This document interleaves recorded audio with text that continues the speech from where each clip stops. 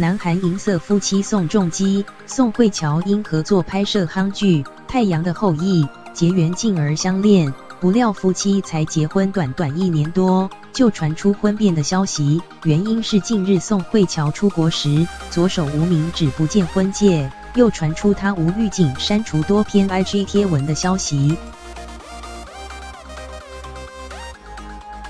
对此，宋慧乔和宋仲基所属的经纪公司昨天22日火速发表声明驳斥传闻。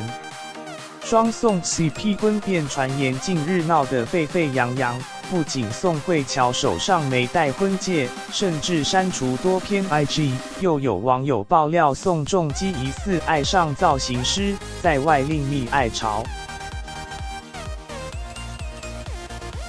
对此，宋慧乔所属公司 UAA 及宋仲基所属的 Blossom Entertainment 忍无可忍，昨天发声明回应，报道内容不实，我们之后不会再单独回应。